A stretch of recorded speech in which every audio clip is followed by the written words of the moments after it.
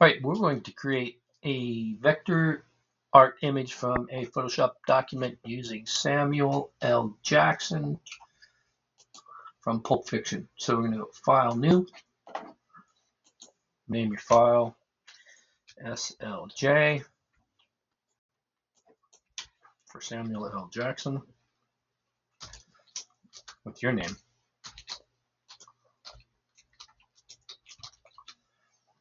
Okay, this is going to be 594 pixels wide, 250 pixels tall, resolution of 150 pixels per inch, and the mode's going to be red, green, blue, which is your monitor colors. Okay, so now we're going to go and we're going to embed our file. So we're going to go to File, Place Embedded, choose Samuel L. Jackson for tutorial. There's our image. So now we're going to start working on it. So first of all, let's copy our layers so we have a copy. I'm just going to turn that layer off. All right, so we're going to convert our image to a smart object. So do that by right-clicking, convert to smart object. Now we're going to choose filter, sharpen, and then go down to unsharp mask.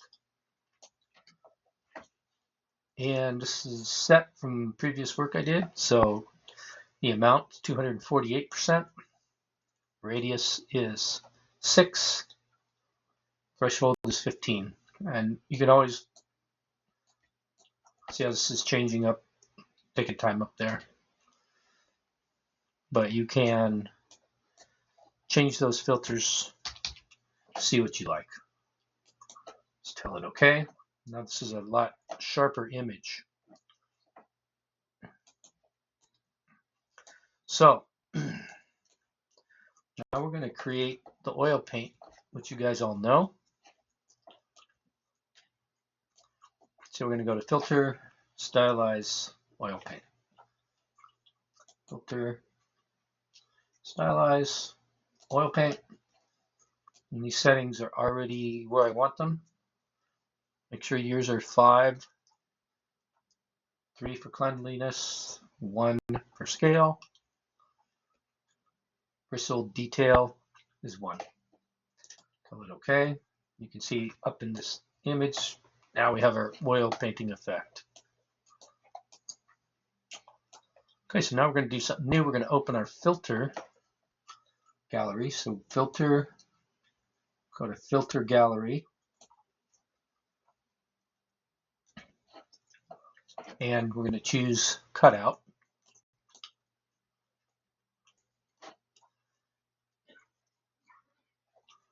And if we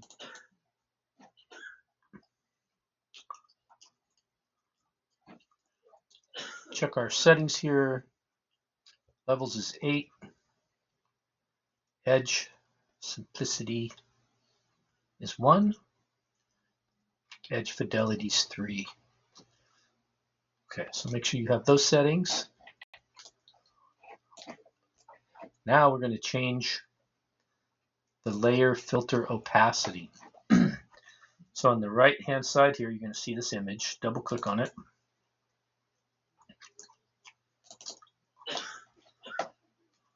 This is our blending options. So our opacity, we're going to change this opacity to 40%. And watch what happens when we do that. It cleans it up a lot. Makes it a little less cartoony. Now we're going to go and add another filter. So we're going to go to Filter,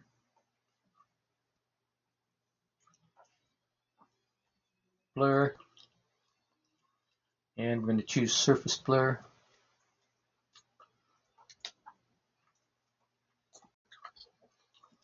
And I've got it set where I want it already, so it's 25 and 10, but you can experiment, see what with these different settings.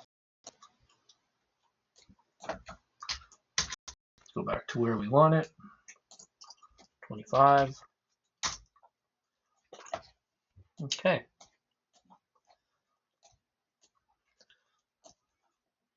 So now we're going to rasterize this layer so we can work on it. So we're going to right click. We're going to rasterize the layer.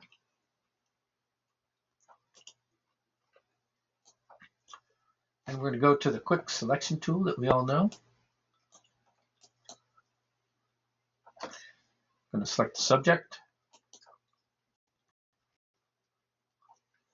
And that did a pretty good job, but if we hold down the shift key, we can add to this.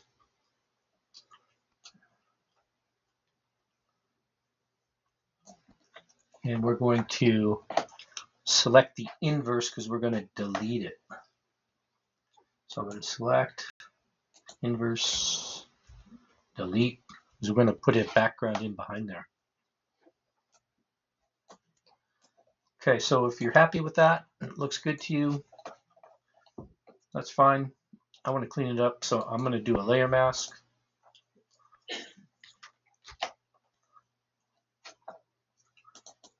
I have to deselect to do that.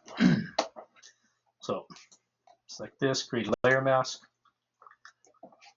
And now I'm going to zoom in a little bit and just clean this up. Let's get some rough edges on it. Go to my brush tool, paint over.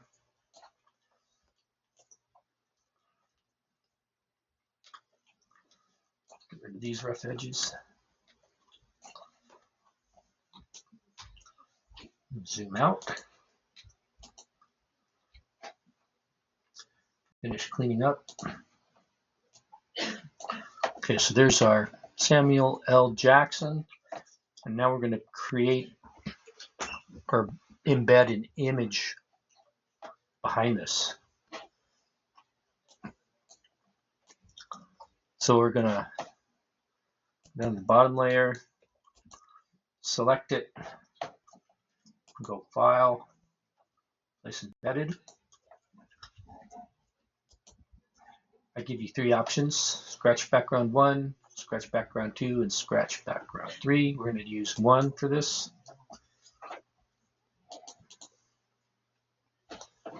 So there's our background.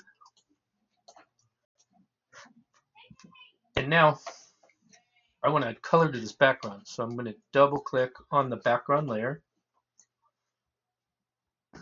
That's this layer here. Double click. Oops, not on the text, but on the outside here. That opens up the window. We're going to choose color overlay. This is already set for red, but if you want to choose another color, and you can change your color as you need to. I like the red. Tell it okay, okay. And there you have your Samuel L. Jackson. Put your name down in the corner. When you're done with this, I want you to create a similar, using a similar technique to a portrait of yourself. Basically a headshot, so from the shoulders up. And that's what we're doing.